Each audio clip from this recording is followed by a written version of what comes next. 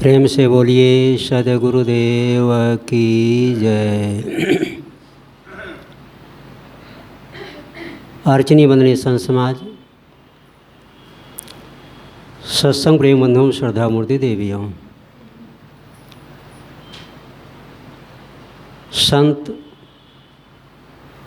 हमेशा संसार की नश्वरता की याद कराते हैं। राम की याद कराएंगे या मौत की याद कराएंगे। वस्तुतः राम का याद करना ही मौत का याद करना है और मौत का याद करना ही राम का याद करना है। यदि आदमी हमेशा मौत का ही चिंतन करता है, मौत का याद करता है, तो जीवन में कभी भी उसे कोई गलत काम नहीं होगा। हर आदमी जानता है कि ना कुछ हम लेकर के आए हैं और ना कुछ लेकर के यहाँ से जाएंगे। वस्तुतः हम लोग कुछ लेकर के आए हैं, कुछ लेकर के भी जाते हैं। हमारे साथ कर्म संस्कारों की पूंजी चलती है। हमने जो जीवन में जो कुछ कर्म करते हैं उसी के अनुसार हमारा जन्म होता है और जन्म लेते हैं अपने कर्म संस्कारों को लेकर के आते हैं। बच्चा है, एक झुग्गी झोपड़ी में पैदा हुआ है, जिसके रहने का ठिकाना नहीं, खाने पीने का ठिकाना नहीं, कोई सुख सुविधा नहीं। उसी शुभ नक्षत्र घड़ी में एक बच्चा पैदा हुआ है, जो मान लो वीरू भाई अंबानी के यहाँ पैदा हुआ हो। बच्चों का जन्म दोनों ही एक शुभ नक्षत्र घड़ी में है। एक के यहाँ कोठी बंगला बैंक बैलेंस सब कुछ फिट है पहले से ही, एक के यहाँ खाने पीने की व्यवस्था कुछ नहीं है। ये अपने अपने कर्म संस्कारों की बात होती है। हम जो कुछ भी करते हैं उसका फल हमें ही लौट करके मिलता है। वही तुमको मिल रहा है जो कि पहले से दिया है, उसी का फल सामने है, शुभाशुभ जैसा किया है।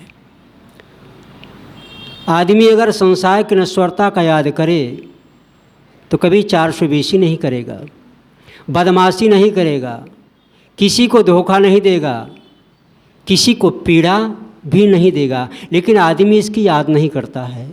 संत हमेशा याद कराते हैं। इतिहास के पन्नों में देखा जाए, बलि विक्रम वेणु दधीच गए, बलि विक्रम वेणु दधीच गए, और पारथ गे जिन भारत ठाना, गए दुर्योधन जंग जुरे, जिन 64 कोस को छत्र बिताना, बाली गए बरु राम हने, जिनकी कखरी 10 शीस समाना, धरा का प्रमाण यही तुलसी, जो फरा सो झरा, जो बरा सो बुताना। राजनीति के क्षेत्र में देखिए, जिनकी तूती बोलती थी, पुलिस भी उनके पीछे घूमती थी, मानो यहाँ के सर्वे सर्वा, जो चाहते तो वही होता था। लेकिन आज उनकी सत्ता चली गई, दूसरे की सरकार बन गई, क्या दशा हुआ।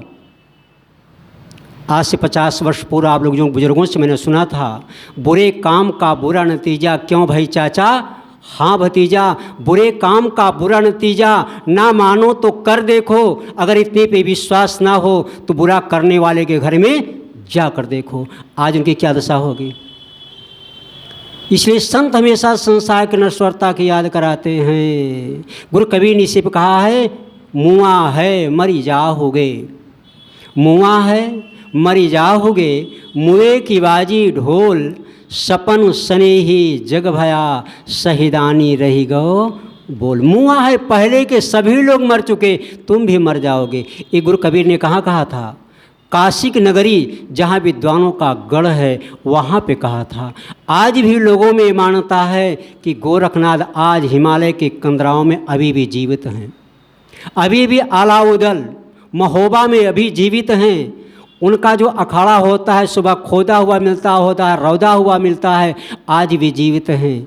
उस समय इस बातों को जब गुरु कबीर के कान में पड़ा तब ये बातें उन्होंने कहा कि मर गए ब्रह्मा काशिकवासी, शिव सहित मुए अविनाशी, मथुरा को मर गए कृष्ण ग्वारा, मरि मरि गए दसों अवतारा, मरि मरि गए भक्त जिन ठानी, सरगुण मान निर्गुण जिन आनी, नाथ मछंदर बाँचे नाही, गोरख दत्त व्यास, कहाँ कबीर पुकार के, ये सब परे काल के फांस। किसी को साहस नहीं है दो टूकी भाषा में कहने वाले। अगर दुनिया में किसी संत का नाम जानते होंगे तो गुरु कबीर हैं, जो कहीं किसी को मुलाहिजा नहीं किए। बड़े बड़े का नाम लेकर कहते हैं, गए राम यो गए लक्ष्मणा, संग न गई सीता ऐसी धना, गए पांडव कुंता ऐसी रानी, गए सहदेव जिन बुद्ध में ठानी, सर्व सोने की लंका उठाई, चलत बार कष्टंग लाई, जाकर कुरिया अंतरिक्षाई, सो हरिश्चंद देखल नहीं जाई, मूर्ख मनसा बहु संजोई, अपने मरे और लग रोई, इन जाने अपने मर जाइबे, ईट टकादश बेढ़े और लय खेबे, अपनी अपनी कर गए लागन काहू के साथ, अपनी कर गए रावणा अपनी दशरथ ना। सब चले गए, जिनको तुम भगवान मानते हो वो सब चले गए। गुरु कबीर कहते मुआ है, पहले के लोग सभी मर चुके हैं, तुम भी मर जाओगे। लेकिन आदमी सोचता सब मर जाएं तो मर जाएं, हम नहीं मरेंगे। एक बूढ़ी थी कि बूढ़ी माताएं हैं ना, तो थोड़ा इनके विषय में कहना चाहिए। इनको माया मोह ज़्यादा घेरता है बुढ़ापा में। जवान तो दिन निकले बस सोते हैं बहू में, लेकिन बूढ़ों को नींद आ जाए ये नहीं सोती हैं, क्योंकि इनकी बनाई हुई गृहस्थी हैं। इनकी 3 बजे नींद खुल जाएगी और कुछ न कुछ बहुओं को डांटती रहती है, फटकारती रहती हैं। क्यों? इनकी बनाई गृहस्थी है, बर्दाश्त नहीं होता। तो एक बूढ़ी माँ थी, रोज़ कहती है, हे मो देवी कौन दिन हो तुम हमको ले चलो, हे मौ देवी कौन दिन हो हमको तुम ले चलो। जवान जवान की मौत आती है, हमारी मौत नहीं आती है। लगता है भगवान मेरा कागज़ कहाँ दबा दिए हैं। कहा जाता है एक दिन मौत देवी उस बूढ़ी माँ के चारपाई पे आकर बैठ गई। अब बूढ़ी माँ के पैरों को दबाने लगी तो बुढ़िया कहा था, हे भैया तू के हो, देहाती भाषा है हे भैया तू के हो। कहाँ ये बूढ़ी माँ, हम वही है जेका तू रोज़ बुलावत रहो, जिसको तुम रोज़ याद करती थी, मैं वही हूँ। कहा कौन? कहा मौत देवी। बुढ़िया रोने लगी, हे भैया हे मौत देवी हमें तुम ना ले चलो, हमें तुम ना ले चलो। जवान जवान बहू हैं, छनती हैं पंती हैं, उनको ले जाओ, हमको मत ले जाओ। अभी हमें पोते की शादी देखना है, पंतनी की शादी देखना है, अभी हमें न ले चलो। देखो बुढ़िया रोज़ मनावत रही, लेकिन जब मौत आ गई तो अब बहानाबाजी कर रही है। लेकिन ध्यान दीजिए, ये बहानाबाजी से काम होने वाला नहीं है। लाख आप बहानेबाजी करो, लेकिन मौत तो आना पक्का है। जो उगए सो आथवे, जो गुरु कबीर के शब्दों का प्रयोग करने का तरीका कितना सुंदर। जो उगए सो आथवे, फूले सो कुम्हिलाए, जो चूने सो ढई परे, जन्मे सो मर जाए। मान्यता के अनुसार सूर्य पूरब में उदित होता है। वस्तुतः वैज्ञानिक मान्यता के अनुसार ना सूर्य कभी उदित होता है ना अस्त होता है। वो तो धरती का चक्कर, पृथ्वी का चक्कर से सूर्य आपको कहता है दिखाई पड़ता है। अगर आपका बच्चा कोई आपके प्रेमी नेमी हो, आप अमेरिका में फ़ोन कीजिए, उस समय दिन निकलता होगा। ये पृथ्वी का चक्कर की वजह से दिन ना निकलता है, वस्तुतः दिन निकलता है ना अस्त होता है, अपनी जगह पर है वो। तो जो उगए सूर्य उदित होता है तो उसका अस्त होना पक्का है। जो उगए सो आथवे, फूले सो कुम्हिलाए। फूल जब खिलता है तो उसका विनष्ट होना पक्का है। अब तो तालाबों का रिवाज बहुत कम हो गया, पोखरों का रिवाज कम हो गया, जलाशय बहुत कम हो गए। हम लोग बचपन में, अगर आप लोग जानते हो कहीं होगा, तो कोक्का बिरिश को बोलते थे। सुबह ब्रह्म मुहूर्त में 4 बजे की वेला में खिल जाता था और शाम के समय अपने आप संपुट हो जाता था। कोई बंद करता था क्या? अपने आप संपुट हो जाता है। चकबड़े घास होती है। हम लोग बचपन में कहे देखो दिन निकल आया, बड़े सूर्य दिखाई न पड़ता हो, भले ही अंधेरा भी लगता हो बादल के कारण, लेकिन चकबड़ा का जो पौधा होता है ना वो खिल जाए, उसकी पत्तियां खिल जाती हैं। और सूर्य जब अस्त हो जाता है तो संपुट हो जाता है।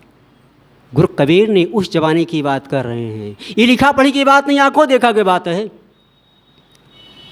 जो उगए सो आथवे, जो उगए सो आथवे, फूले सो कुम्हिलाए, जो चूने सो ढई पड़े। मकान का निर्माण होता है तो उसका विनाश होना पक्का है। और ध्यान दीजिए, जन्मे सो मर जाए, जो जन्म लिया है उसका मरना पक्का है। संत पलटू साहब हुए हैं अयोध्या में, संत परंपरा में संत, जिन्होंने कहा देखत सोना लगे, देखत सोना लगे सकल जग कांच है। देखत सोना लगे सकल जग कांच है। अरे हाँ पलटू, जीवन कहिए झूठ तो मरना साच है। मरना पक्का है। अगर जन्म लिए हैं तो आपका मरना पक्का है, इसमें दो राय नहीं है। मैं एक जगह भक्त के परिवार में था, जैसे बूढ़ी माता जी बैठी हैं, बुढ़िया रहा, थोड़ा हरसेंग रहा, परिवार उसका लंबा रहा, कम से कम 25 सदस्यों का परिवार था।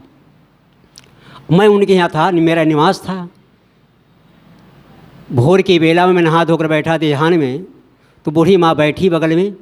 कहा महाराज, हम कहा क्या है माता जी? कहा महाराज ये जवान जवान छनती हैं, पनती हैं, बहुएं हैं महाराज, इनकी बात हमसे बर्दाश्त नहीं होता। ऐसा कोई जुक्ति बता दो महाराज कि मैं मर जाऊं। हम कहा माता जी मरना चाहती हो? कहाँ महाराज कोई जुक्ति बताओ। मैंने कहा ऐसा करो माता जी, आप आँख मूंद के बैठो, मैं 5 मिनट के अंदर में आपको मार डालूँगा।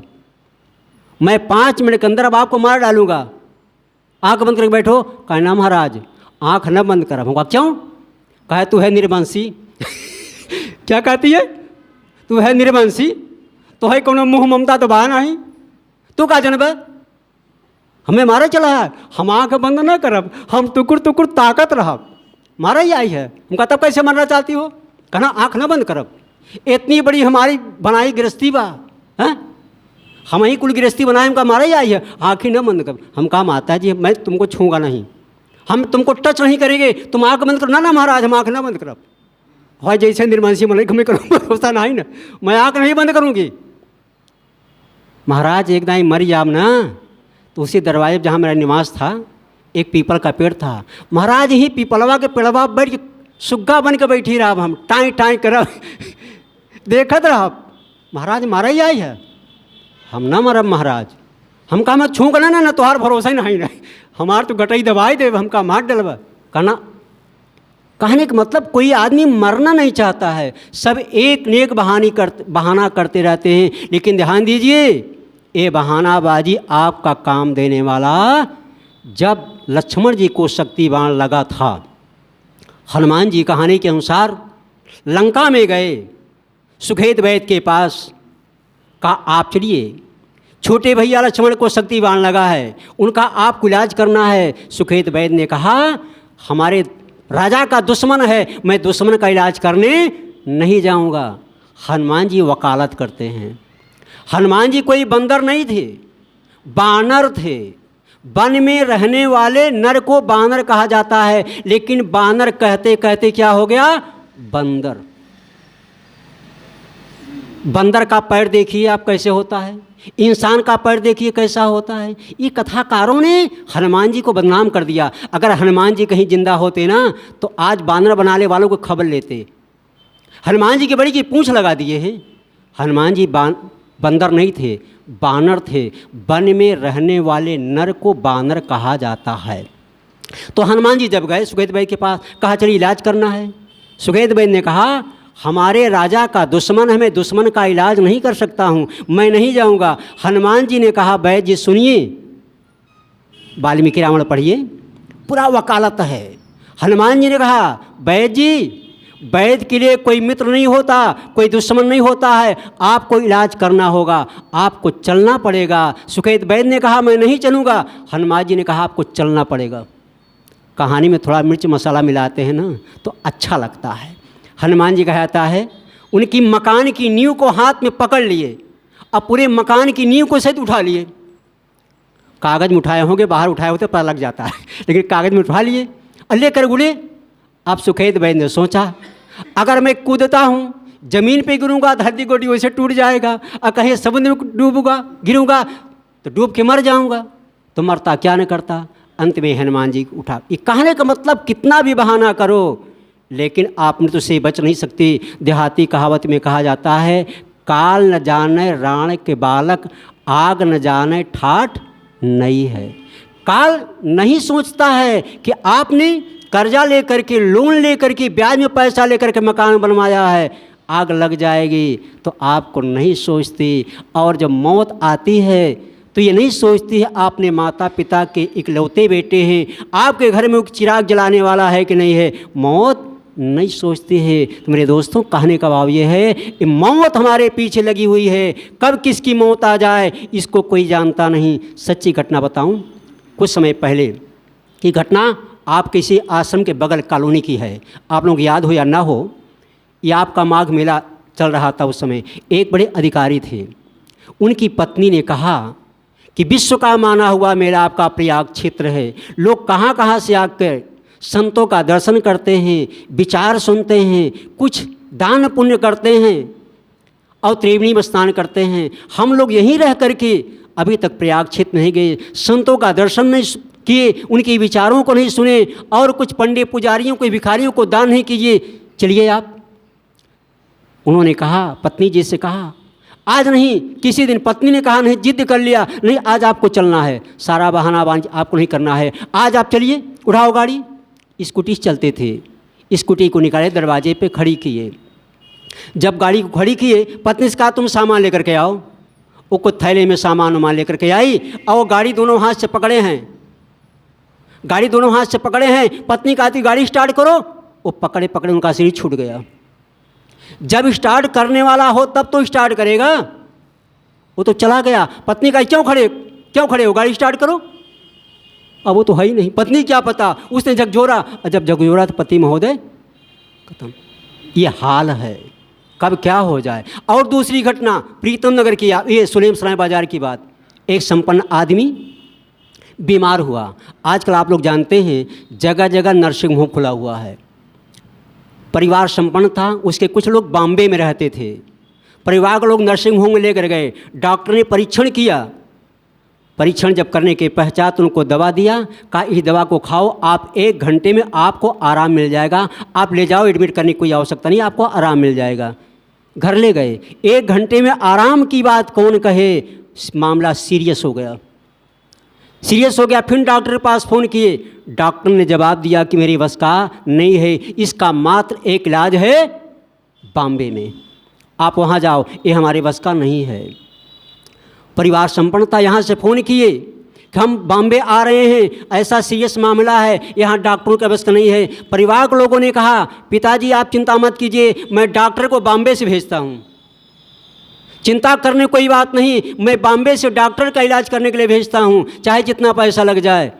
डॉक्टर ने कहा, आप चिंता ना करो, मैं आ रहा हूँ। तत्काल डॉक्टर हवाई जहाज़ से उड़ा, बमरौली आया, वहाँ से गाड़ी किया और आ रहा था।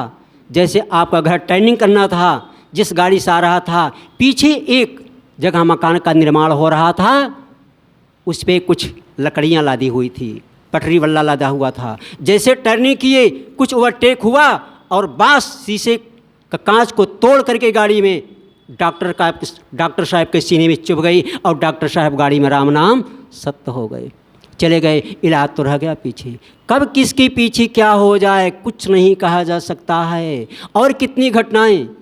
एक सज्जन की शादी हुई थी, बारात में 4 पहिया गाड़ी पाया था। वो लड़का बारात लौटने के पश्चात बाजार में अपने मित्रों के साथ में कुछ घूमने गया होगा, कुछ सामान खरीदने गया।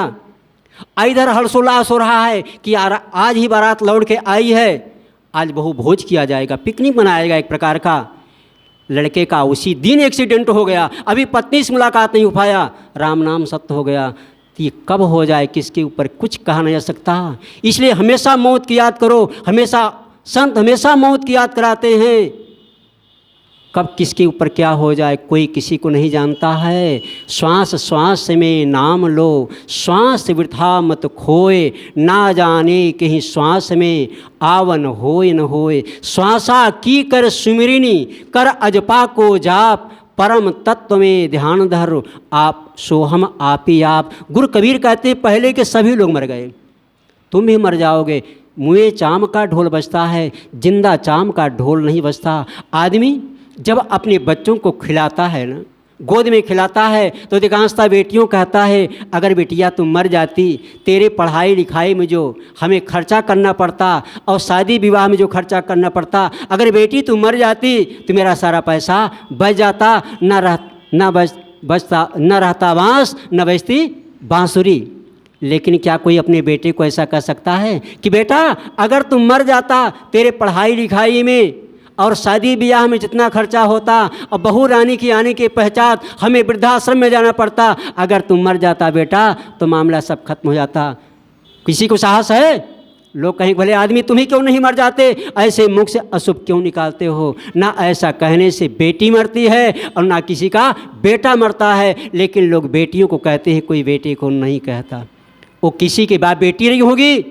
प्रधानमंत्री इंदिरा गांधी थी, जवाहरलाल की बेटी, नाम कर गई, एक आयरन नेता लेडीज कहलाई। प्रधानमंत्री इंदिरा गांधी।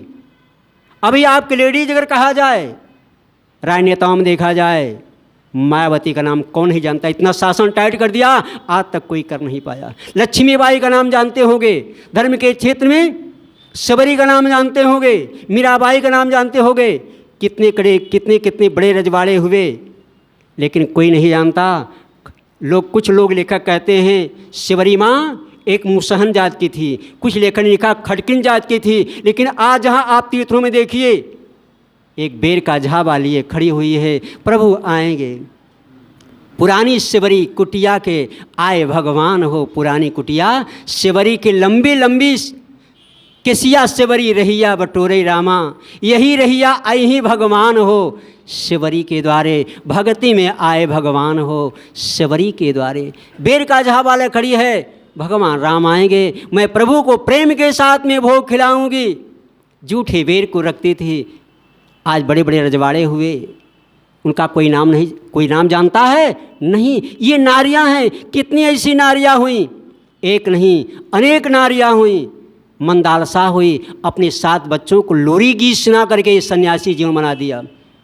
गोस्वामी जी की पत्नी रत्नावली अपने पति को धिक्कारती है कि लाज न आवत आपको, दौड़े आयो साथ, दृग दृग ऐसे प्रेम को कहाँ कहूँ मैं नाथ।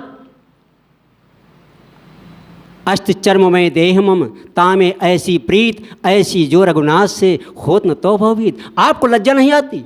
आज मैं मायके आई हूँ और तुम मेरे पीछे दौड़े आए, अभी माता पिता जाग जाएंगे, भाई जाग जाएंगे, भाभी जाग जाएगी, लोग क्या कहें, तुमको लज्जा नहीं आती? जितना मेरे हाड़ चाम के शरीर से प्रेम है, अगर इतना कहीं भगवान राम से प्रेम हो गया होता तुम्हारा कल्याण होता। इतनी बात उनके हृदय में घर कर गई और काशी में चले गए अपने गुरु के पास, आज गोस्वामी दास बन गए। हमारे जीवन में कहाँ से मोड़ आ जाए? प्रकृति एक खुली हुई पुस्तक है, जो प्रकृति की खुली हुई पुस्तक को नहीं समझ सकता है, वे शास्त्रों को नहीं समझ सकता। मैनावती पर ये गोपीचंद की माँ थी मैनावती, उनको हमेशा बैराग का पाठ पढ़ाती है, बेटा संसारी जीवन में कुछ नहीं है, नश्वर जीवन है, कुछ आत्म कल्याण का काम करो। तुम्हारे मामा भरथरी हैं, वो भी राजा हो गए, तुम कहाँ संसार चक्कर में पड़े हुए हो। जब बैराग लेना चाहे ना तो माँ मैनावती अपने बेटा गोपीचंद को शिक्षा देती है, बेटा एक काम करना, हमेशा किले में रहना, हमेशा किले में रहना, मोहन भोग खाना, इंद्रियों ये प्रजा पे शासन करना और मशहरी में सोना। गोपीचंद ने कहा, माँ एक तरफ तुम्हें बैराग कराना चाहती हो, एक तरफ मैं बैराग की शिक्षा देती हो और दूसरी तरफ कहती हो बेटा किले में रहना, और कहती हो मोहन भोग खाना, फिर कहती है प्रजा पे शासन करना, और कहती हो मशहरी में सोना। माँ ये तो राजाओं के पास होता है, सन्यासियों के पास कहाँ होता है। माँ ने कहा बेटा तुम मेरी बातों को समझो, अटपट ज्ञान कबीर का झटपट लखा न जाए, और जो कोई झटपट लखे तो खटपट मिट जाए। लोग कहते कबीरदास की उल्टी वाणी, उल्टी नहीं सीधी है, सुनने में उल्टी तो लगती है लेकिन बात समझ जाती है तो सीधी, जो सुनने में उल्टे के समान लगे समझ जाए तो बात सीधी है। माँ मैनावती कहती है बेटा जरा मेरी बातों को तुम समझो तो। किले में रहना, किले में रहने का मतलब क्या है? जो संतों का घेरा है, जो संतों का घेरा है ये किला है। अगर तुम सुरक्षा चाहते हो तो घेरे में रहना। झाड़ू जब तक बंधा हुआ होता है तब तक झाड़ू की कीमत होती है। परिवार में जब लोग अपने माता पिता जुड़े होते हैं, गांव के लोग जुड़े होते हैं, तो उसका मान सम्मान होता है। झाड़ू से जब बंधन निकल जाता है तो झाड़ू बिखर जाता है। जो परिवार की निगाह से उतर जाता है उसको लोग घर से निकाल के बाहर करते हैं, और जो गांव की निगाह उतर जाता है उसको लोग समाज से भी निकाल देते हैं। ऐसे जो समाज की निगाह से उतर जाता है उसको समाज निकाल करके बाहर करता है। अब आज कहा जाए कितने को जिनको भगवान कहते थे, लाखों के लोग पुजारी उनके थे, आरती उतारी जाती थी, आज जेल के सलाखों में डाल दिया गया है और कितने लोगों का नंबर भी लगा हुआ है। माँ कहती बेटा ये जो संतों का घेरा है ये किला है, और मोहन भोग खाना, जब कड़ी भूख लगे तब भोजन करना मानो कड़ी भूख है। जितना प्रोटीन और विटामिन आपको नमक रोटी मिलेगा उतना काजू किशमिश छोरा बादाम में नहीं मिलेगा। वो तो आपको दुख पैदा कर सकता है, रोग पैदा कर सकता है। और बेटा इंद्रियों में प्रजा पे शासन करने का मतलब क्या है? इंद्रियों को अपने बस में करना। जो अपनी इंद्रियों को बस में कर लेता है आदमी सुखी हो जाता है। और मस्तजानी में सोना क्या है? जब आपको नींद लगे बहाना मत करो।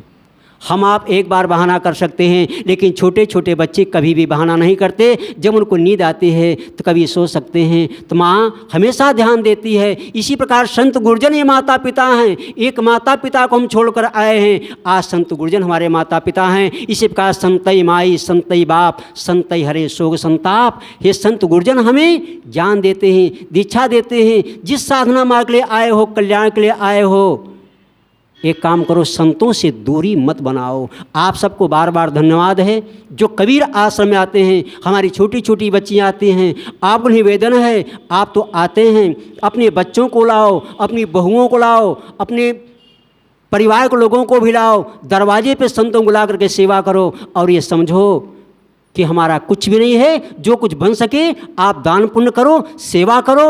और अंत में ये सोचो हमारा कुछ नहीं है। बड़े बड़े जवाड़े चले गए, जिनको भगवान वो भी चले गए, हम किसकी मूली हैं? हमसे जो कुछ बन सके धर्म कर्म करते हुए, संतों की सेवा करते हुए अपने जीवन को सार्थक बनाएं। बस इन्हीं शब्दों के साथ वाणी का विराम। बोलिए सद्गुरुदेव की जय। साहेब साहेब।